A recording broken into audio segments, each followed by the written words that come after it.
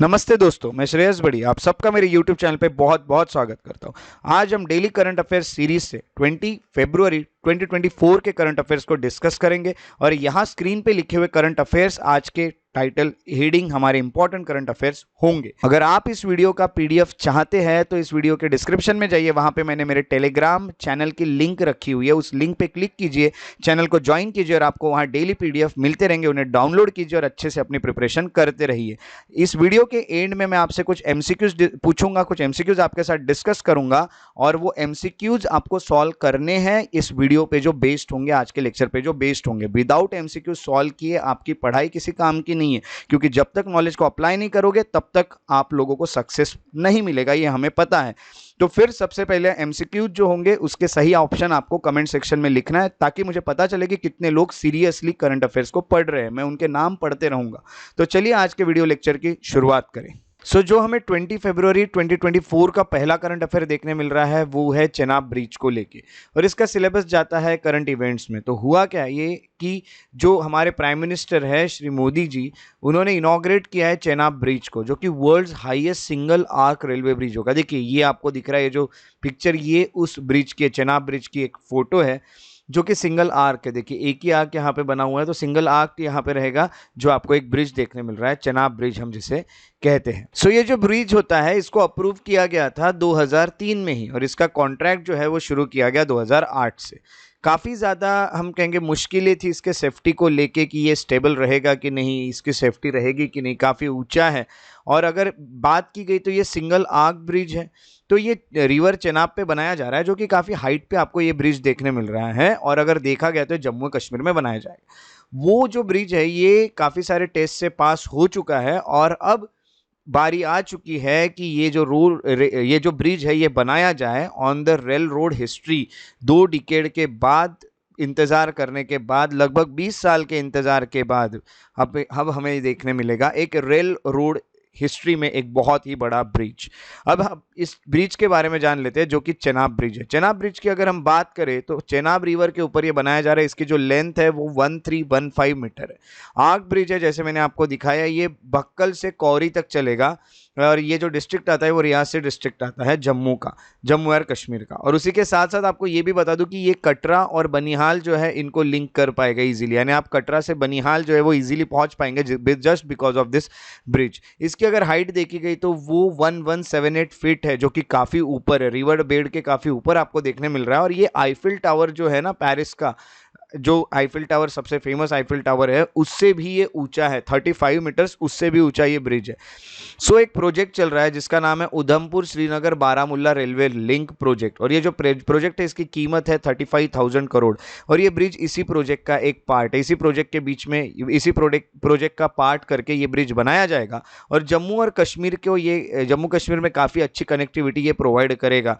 हम कहेंगे वहाँ की वेदर कंडीशंस काफ़ी हम कहेंगे एक्सट्रीम होती है, वहाँ की टोपोग्राफी काफ़ी कॉम्प्लेक्स है। अगर देखा गया तो बहुत पहाड़ है, तो इधर से उधर जाना काफ़ी मुश्किल होता है, बट इस ब्रिज के चलते आप इजीली यहाँ से वहाँ जा पाएंगे। और ब्रिज जो होता है, ऐसा समझा जा रहा है कि उसकी जो लाइफ होगी वो 120 साल होगी, 120 ईयर्स की उसकी शेल्फ लाइफ होगी। तो काफ़ी लंबे समय तक ये हमें एक तरह से सर्विस देते रहेगा ये ब्रिज। और यहाँ पे आपको ये भी बता दूं कि it will also be able to withstand winds with speed up to 260 kilometre per hour. अगर इतने भी जोर से कोई विंड पास भी हो रही है, विंड अगर 260 किलोमीटर पर आवर के स्पीड से हो रही है, सोचिए बहुत ज़्यादा स्पीड है, तो भी इस ब्रिज को कोई फर्क नहीं पड़ेगा। तो ये जो ब्रिज है हमारे इंडिया के इतिहास में बहुत ही इंपॉर्टेंट ब्रिज है, जो कि बहुत अच्छी कनेक्टिविटी जम्मू कश्मीर में प्रोवाइड करेगा, जिसका नाम है चेनाब ब्रिज। और इसका ये जो करंट अफेयर है, इसका सोर्स था द इंडियन एक्सप्रेस। दूसरे करंट अफेयर की ओर चलते हैं, और वो है बक्सा टाइगर रिजर्व को लेके, और इसका सिलेबस जाता है एनवायरमेंट में। अब हुआ क्या है, ये जो बक्सा वाइल्ड लाइफ सेंचुरी, उसमें एक टाइगर रिजर्व भी है, और इस टाइगर रिजर्व में आपको बहुत साल बाद एक एडल्ट मेल टाइगर देखने मिला, लगभग 23 साल बाद, जो कि बक्सा टाइगर रिजर्व है, वहां पे कैमरा में ट्रैप हुआ है एक एडल्ट मेल। ये नॉर्थ बंगाल में आता है। इतने टाइम से, सोचिए 23 साल के जो टाइम है तब से कोई भी डायरेक्ट एविडेंस नहीं था जिससे ये दिखे कि टाइगर यहाँ पे प्रेजेंट है। 1998 से कभी ऐसा दिखा नहीं। इकोसिस्टम रिस्टोरेशन एक्टिविटी चलाई गई बक्सा टाइगर रिजर्व में, उसी के साथ साथ ग्रासलैंड मैनेजमेंट अच्छे से किया गया। टाइगर को वापस लाने की काफ़ी कोशिशें की गई प्रोटेक्टेड एरिया में, और आज देखा गया तो टाइगर वापस आ चुके हैं। तो ये आपको लोकेशन देखने मिल रही है, बंगाल के नॉर्थ साइड में ये बक्सा टाइगर रिजर्व है, इस मैप में आप देख सकते हैं। तो इसके अलावा ये बक्सा टाइगर रिजर्व के बारे में थोड़ा सा जान लेते हैं। बक्सा टाइगर रिजर्व जो ये प्रोटेक्टेड एरिया है इंडिया का, और यहाँ पे कंजर्वेशन किया जाता है टाइगर और उसके हैबिटेट का, यानी उस फॉरेस्ट का। आगे हम देखें तो यहाँ पे नेशनल टाइगर कंजर्वेशन अथॉरिटी जो कि NTCA है, वो उसके अंडर ये काम करता है, under the tiger project tiger scheme. NTCA authority आपको पता है एक अथॉरिटी बनाई गई थी जो टाइगर के प्रोटेक्शन के लिए काम करती है। ये अच्छे से याद रखेगा ये पॉइंट, इसके ऊपर आपको प्री में क्वेश्चन देखने मिल सकते हैं। और इसको लॉन्च किया गया था 1973 में प्रोजेक्ट टाइगर स्कीम के द्वारा। देखा गया तो बक्सा टाइगर रिजर्व जो है वो एक टाइगर रिजर्व और नेशनल पार्क है जो कि नॉर्दर्न बंगाल में आता है इंडिया में, और यहाँ पे काफ़ी रिच फ्लोरा और फोना आपको देखने मिलता है। जैसे कि यहाँ पे टाइगर्स हैं, बीच में नहीं दिखते थे बट अब फिर से पता चल रहा है कि यहाँ टाइगर्स हैं, या एक समय पे बहुत सारे हुआ भी करते थे। एलिफेंट्स है, लेपर्ड्स है, गौर है, और काफ़ी सारे बर्ड के स्पीसीज भी है। बक्सा टाइगर रिजर्व की बात करें तो ये 1983 में बनाया गया था, 15th टाइगर रिजर्व बना इंडिया का। इसका जो नाम है वो बक्सा फोर्ट को लेके ये नाम दिया गया है, बक्सा फोर्ट। और देखा गया तो ये जो फोर्ट है वहाँ पे प्रिजन था या डिटेंशन कैंप थे जो ब्रिटिश ने बनाए थे, जहाँ पे लोगों को कैद किया जाता था, कैदियों को कैद किया जाता है इंडियन फ्रीडम मूवमेंट के वक्त। तो उसी के पास रहने के कारण इसको नाम बक्सा टाइगर रिजर्व दिया गया है। बक्सा टाइगर रिजर्व जो है वो तराई इकोसिस्टम का एक पार्ट है, ठीक है। इकोसिस्टम में तराई, जहाँ पे थोड़ा सा आपको मार्शी से लैंड देखने मिलती है, ज़्यादा पानी रहने वाली लैंड देखने मिलती है, उसी का ये एक पार्ट है तराई का। और अगर देखा गया तो काफ़ी बायोडाइवर्स और फ्रेजाइल एक रीजन है ये। फुट हिल्स ऑफ हिमालय के जस्ट नीचे आपको देखने मिलता है, तो काफ़ी एक अच्छा डाइवर्सिटी यहाँ पे है। और उसी के साथ साथ international corridor for elephant migration है, यानी एलिफेंट इसी जगह से माइग्रेट करते हैं इंडिया और भूटान में। तो इंडिया और भूटान में जो टाइगर होते हैं वो माइग्रेट करते रहते हैं इसी बक्सा टाइगर रिजर्व से। यहाँ पे आप देखोगे ये भूटान और इंडिया, तो एलिफेंट आना जाना करते हैं, तो काफ़ी इंपॉर्टेंट एक जगह है बक्सा टाइगर रिजर्व। तो ये एक और हमारा करंट अफेयर रहा है जिसका सोर्स रहा है मूंगा बे। नेक्स्ट करंट अफेयर्स में आपको इंटरनेशनल कोर्ट ऑफ जस्टिस देखने मिलता है। इंटरनेशनल कोर्ट ऑफ जस्टिस जो है इसका सिलेबस जाता है इंटरनेशनल इवेंट्स में, या फिर आप कहोगे GS2 में भी एक इसके ऊपर क्वेश्चन आपको पूछा जा सकता है UPSC में या किसी भी एग्जाम में। हुआ क्या है, पैलेस्टाइन ने एक्यूज किया है इजराइल को एपार्थाइड को लेके एट ICJ। अब ये एपार्थाइड क्या होता है, एक तरह से अपने रेस को लेके काफ़ी डिस्क्रिमिनेशन वाला ये चीज़ होती है जिसको एपार्थाइड कहते हैं। तो ये पैलेस्टाइन ने कहा है कि इजराइल इस तरह की चीज़ें कर रहा है, रेस को लेके जो भी होता है ना वो सब चीज़ें। आप तो देख रहे कि अटैक करेगा, फिर वहाँ के जो रेस के लोग हैं उनको कहीं ना कहीं डिस्टर्ब करेगा, ये पैलेस्टाइन का कहना है हमारे यहाँ के रेस के लोगों को। तो जो इजराइल है इसके ऊपर ये हम कहेंगे दोषी इसको कहा है पैलेस्टाइन ने। अब देखेंगे क्या होता है, आखिर ICJ क्या फैसला लेता है। इंटरनेशनल कोर्ट ऑफ जस्टिस जो होता है वो हियरिंग करता है लीगल इम्प्लीकेशंस पे, यानी टेरिटरीज जो है ना हम कहेंगे, तो उसके ऊपर अभी हियरिंग्स आने वाली है कि कौन सी टेरिटरीज इजराइल की हैं और कौन सी पैलेस्तीन की हैं। देखा गया तो इजराइल और पैलेस्तीन के बीच में काफ़ी समय से वॉर चल रहा है, और ये एक दूसरे की टेरिटरी जो है वो अभी क्लेम करे, बट कौन सी किसके इस पर फैसला तो इंटरनेशनल कोर्ट ऑफ जस्टिस ही सुना सकता है। तो international Court of justice news में आ गया, इसलिए इसके बारे में हमें पढ़ना जरूरी है। ICJ जो है एक प्रिंसिपल जुडिशियल ऑर्गन है यूनाइटेड नेशन के अंडर जो काम करता है।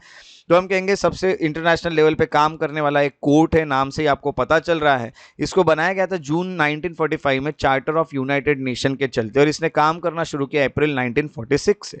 ये जो कोर्ट है इसके पहले permanent court of international justice हुआ करता था जिसको PCIJ कहा जाता है, तो उसी का सक्सेसर है ये इंटरनेशनल कोर्ट ऑफ जस्टिस। और देखा गया तो लीग ऑफ नेशन के चलते 1922 में लीग ऑफ नेशन था, इसके थ्रू लाया गया था PCIJ को, उसके बाद इंटरनेशनल कोर्ट ऑफ जस्टिस बनाया गया। लीग ऑफ नेशन जो है वो कुछ देशों के बीच में साइन किया गया था, हम कहेंगे वर्ल्ड वॉर के बाद की बात है, फर्स्ट वर्ल्ड वॉर के बाद। और अगर आप देखोगे तो वॉर नहीं होना चाहिए, इसलिए लीग ऑफ नेशन बनाया गया था। और उसी के चलते फिर यहाँ पे जो दो देशों के बीच के डिस्प्यूट है उसको सॉल्व करने के लिए permanent court of international justice बनाया गया था। उसी के अलावा मैं आपको ये बता दूं कि जिस तरह से PCIJ है उसी तरह ICJ जो है ये भी पीस पैलेस हेग करके जो जगह है वहाँ पे ये सिचुएटेड है। आपको कमेंट सेक्शन में लिखना है कि आखिर ये हेग जो है ये कौन से कंट्री में आता है। यहाँ पे आपको पीस पैलेस देखने मिलेगा, वहाँ पे ICJ काम करता है वहाँ से। और आपको ये भी बता दूं कि UN के जो 6 ऑर्गन्स है उसमें से एक है, जो प्रिंसिपल 6 ऑर्गन्स है ना यूनाइटेड नेशन के, उसमें से एक है और ये एक ऐसा है सिर्फ जो न्यूयॉर्क में लोकेटेड नहीं है, जो कहीं और है, हेग में है। बाकी 5 ऑर्गन जो है वो है United nation general assembly, security council, economic and social council, trusteeship council और सेक्रेटरीट। और ये जो है जिसको हम कहते हैं ICJ, international Court of justice, ये हेग में, बाकी पूरे आपको न्यूयॉर्क में देखने मिलते हैं। तो आईसीजे जो है इसका खुद का डिस्क्रिप्शन ऐसा कहता है कि इसका रोल क्या है, to settle in accordance with international law. जो 2 देशों के बीच में प्रॉब्लम चल रहे हैं उनको सेटल करना इंटरनेशनल लॉ के तहत, यानी उसको फॉलो करते हुए, और लीगल डिस्प्यूट जो होते हैं स्टेट जो भी लेके आते हैं उसके ऊपर काम करना, और कुछ एडवाइजरी ओपिनियन देना। अगर कोई देश कोई एडवाइजरी ओपिनियन या कोई एडवाइस मांगते हैं लीगल क्वेश्चन को लेके, तो ये भी एक काम है इस कोर्ट का, और यूनाइटेड नेशन का ही ऑर्गन है, तो एक स्पेशलाइज एजेंसीज के साथ भी ये काम कर सकता है। तो ये सब चीज़ें यहाँ पे चलती है। कोर्ट जो होता है एज अ होल ये रिप्रेजेंट करेगा main forms of civilisation and principal legal systems of the world. तो हम यही कहेंगे कि जितने भी वर्ल्ड में लीगल सिस्टम्स हैं, जितने भी सिविलाइजेशंस हैं, उन सब के लिए काम करेगा आईसीजे। इंग्लिश और फ्रेंच जो है ये 2 लैंग्वेजेस है आईसीजे के, ऑफिशियल लैंग्वेजेस जिसे कहा जाता है।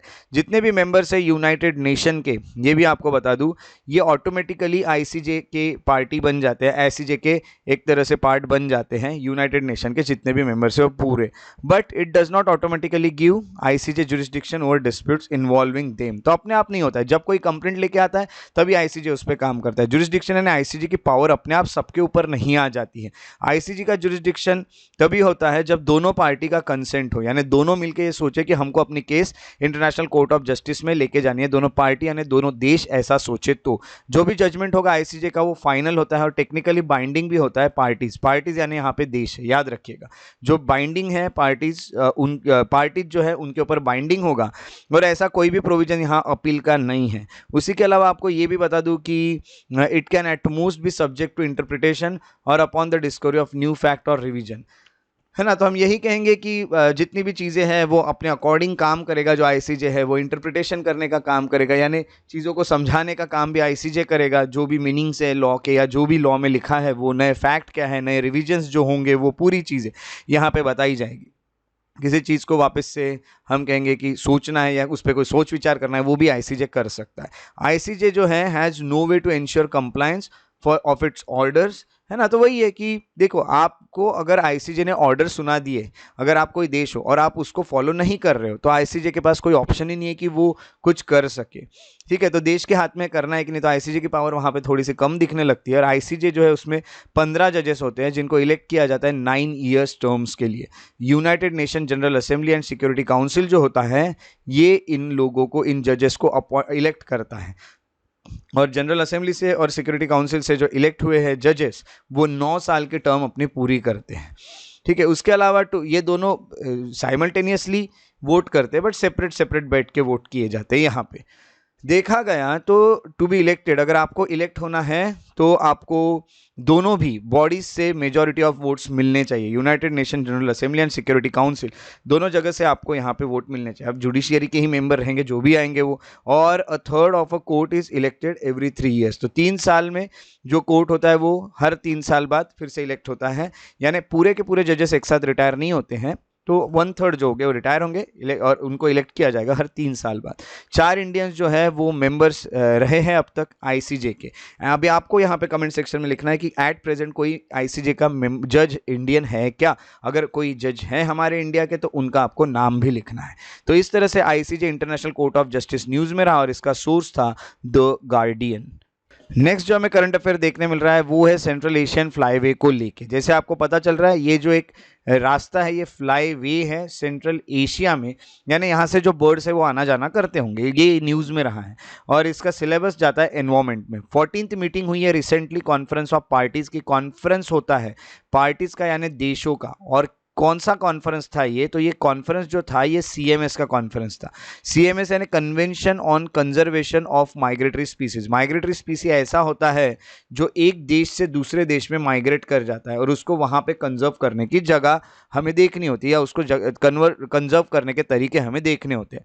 तो ये एक COP रहा है 14th। वहाँ पे एक इनिशिएटिव लिया गया है सेंट्रल एशियन फ्लाईवे का, जो कि इंडिया ने इंट्रोड्यूस किया था। इंडिया ने कहा था कि हमें ये सेंट्रल एशियन फ्लाईवे जो है उसको कहीं ना कहीं कंजर्व करना होगा। 17 फरवरी 2024 की बात है। देखिए इंडिया ने कितना अच्छा यहाँ पे एक डिसीजन अपना बताया है।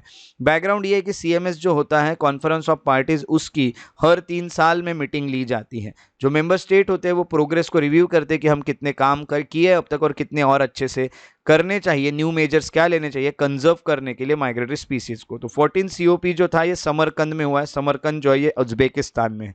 ये फरवरी 2024 में हुआ है और ये first United nation wild life meeting रही है जो सेंट्रल एशिया में हुई है।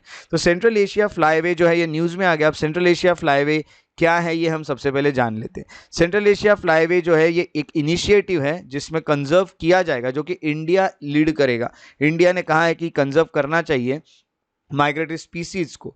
तो ये एक इंटरनेशनल ट्रीटी है जिसका एम यही है कि प्रोटेक्ट करना और कंजर्व करना माइग्रेटरी एनिमल्स को और उनके घर को, उनका जो भी हैबिटेट है उसको। इनिशिएटिव ये कहता है कि हमें कंजर्वेशन और सस्टेनेबल यूज़ करना होगा माइग्रेटरी वाटर बर्ड्स का। माइग्रेट कैसे करेंगे, तो हम कहेंगे कि पानी से भी करते हैं, ज़मीन से भी करते हैं, या और हवा में भी करते हैं। तो वाटर बर्ड्स जो है वो जो पानी के पास रहते हैं ऐसे पंछी, तो जो पंछी होते हैं ना जो पानी के पास आते हैं और पानी के पास आने के बाद वो यानी माइग्रेट करके फिर वापस जाते हैं, तो इस तरह के होते हैं। तो उनका हैबिटेट जो है यानी पानी नहीं रहेगा तो वो कैसे जिएंगे, वो रहेंगे कैसे।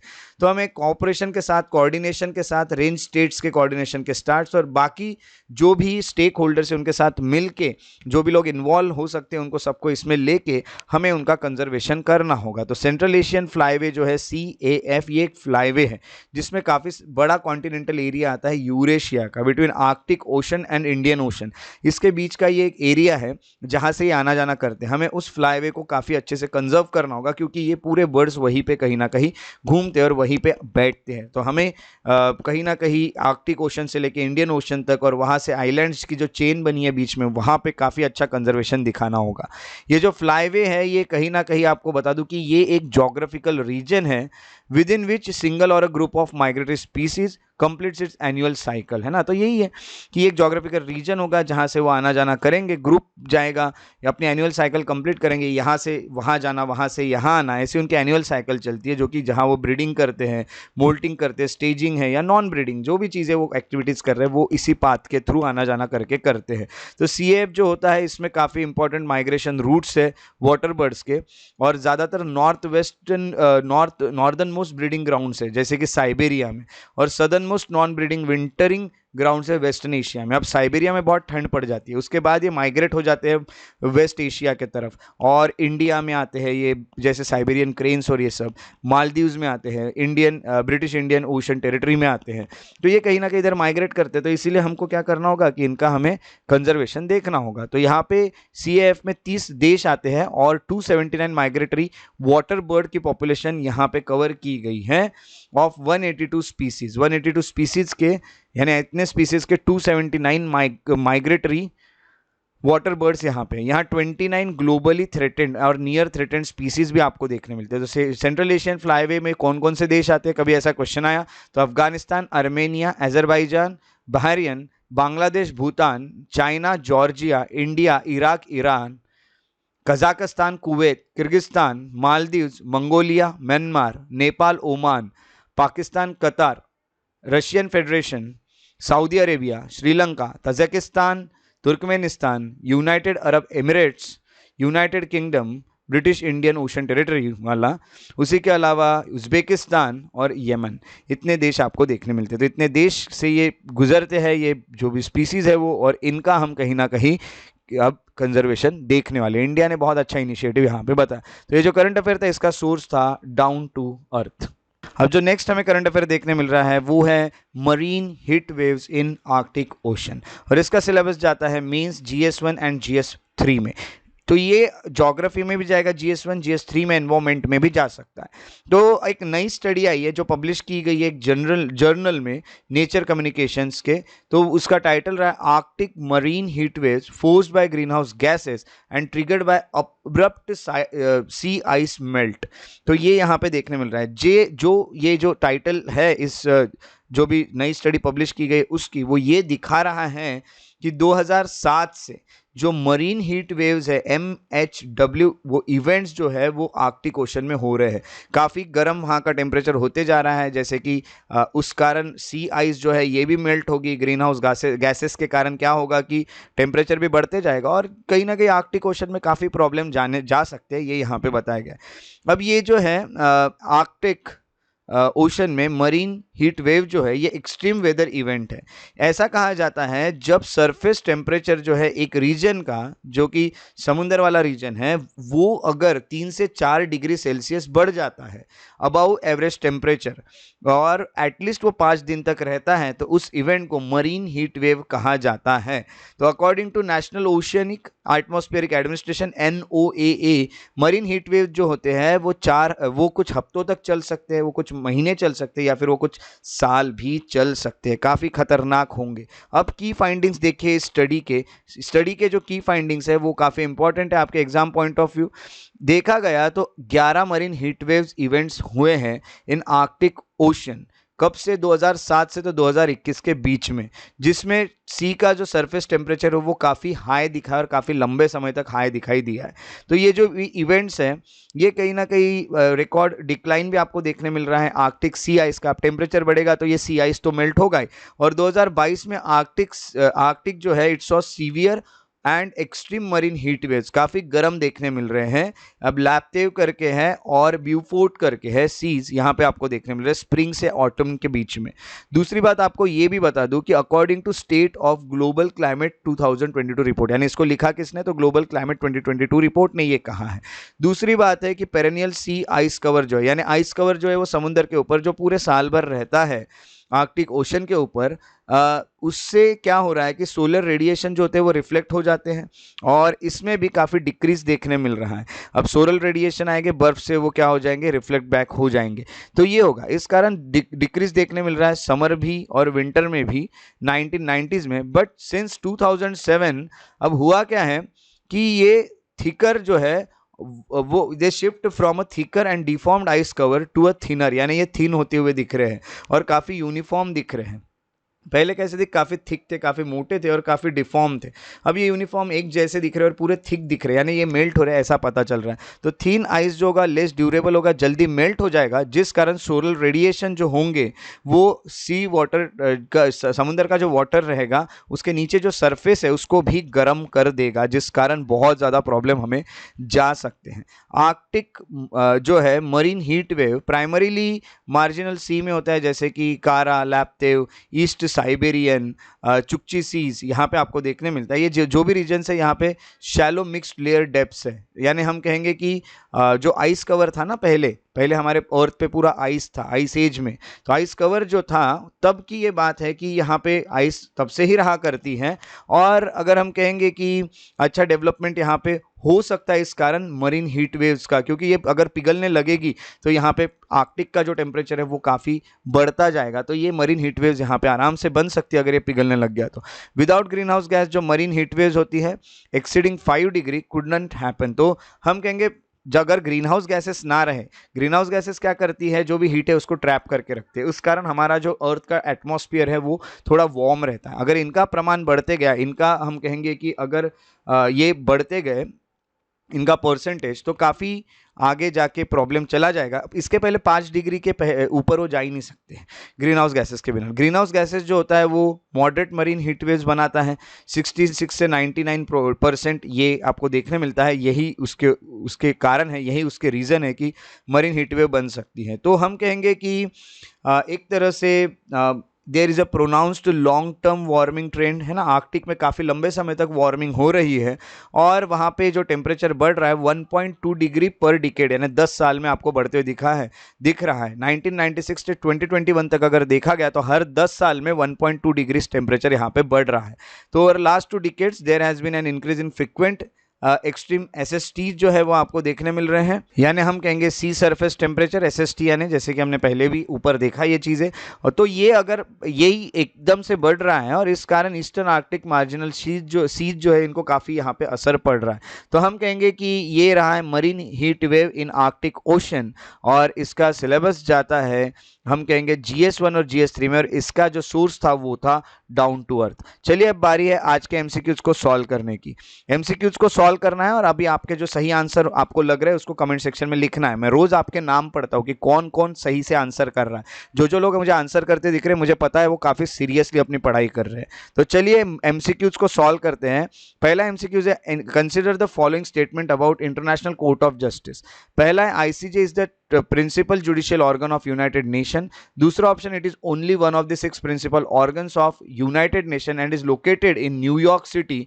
Fourth is 4 Indians have been member of ICJ so far. How many statement given about is or are correct? 1 only, 2 only, all of the above and none of the above. आपके जो भी सही आंसर है वो आपको comment section में लिखना है। चलिए सेकंड क्वेश्चन की तरफ चलते हैं। सेकंड क्वेश्चन है, with reference to Central Asian Flyway Initiative consider the following statements. The Central Asian Flyway Initiative is the conservation project led by India under the umbrella of G20 summit. Second option is CAF comprises several important migration routes of waterbirds extending from the northernmost breeding grounds in Siberia to the northernmost non-breeding wintering grounds in Australia. How many statements given above is or are correct? First option is 1 only, second is 2 only, 3 is both 1 and 2, and fourth is neither 1 nor 2. उसके बाद third question की तरफ चलते हैं। जो third question है वो है, consider the following tiger reserves in India. First one is Ranthambore, second one is Sundarban, third one is Namdapha and fourth one is Buxa. How many of the above are located in West Bengal? Only 1, only 2, only 3, all 4। तो ये questions के answer आप comment section में लिखेंगे। अब बारी है कल पूछे हुए क्वेश्चंस को सॉल्व करने, उसके आंसर्स देखने की। तो कल जो क्वेश्चंस पूछे थे 19 फरवरी को, उसका क्वेश्चन नंबर 1 का सही ऑप्शन था C, क्वेश्चन नंबर 2 का सही ऑप्शन था B, और क्वेश्चन नंबर 3 का सही ऑप्शन था A। अगर आपको मेरे वीडियोस पसंद आते तो उन्हें लाइक जरूर करें, शेयर करें और मेरे यूट्यूब चैनल को सब्सक्राइब करके बेल आइकॉन को प्रेस करना ना भूलें, ताकि आने वाले वीडियोस के नोटिफिकेशन आपको रेगुलरली मिलते रहे। अगर आप और अपडेट्स चाहते हैं तो आप फेसबुक पेजेस जो है मेरे, उनको भी फॉलो और लाइक कर सकते हैं, श्रेयस बढ़िया इंटरप्रिटेशन। अगर आप मुझसे कोई भी क्वेश्चन पूछना चाहते हैं, कोई भी डाउट पूछना चाहते हैं, तो आप मुझे डायरेक्ट मैसेज के थ्रू इंस्टाग्राम पे भी पूछ सकते हैं। मुझे फॉलो कीजिए श्रेयस बढ़िया द पीस लवर पे, और आपको आपके सवालों के जवाब भी मिलते रहेंगे। उसी के साथ साथ अगर आप मुझे मेल करना चाहे तो shreyasbadi@gmail.com पे आप मुझे मेल भी कर सकते हैं। और अगर आप और भी इंफॉर्मेटिव वीडियो चाहते हैं तो आप मेरे एकेडमी श्रेयस IAS एकेडमी के जो अकाउंट है इंस्टाग्राम पे और फेसबुक पे, वहां भी उसे फॉलो करके मुझे सपोर्ट दिखा सकते हैं। मेरे साथ इस वीडियो में बने रहने के लिए बहुत बहुत शुक्रिया। Thank you so much for being here. Take care and have a very good day.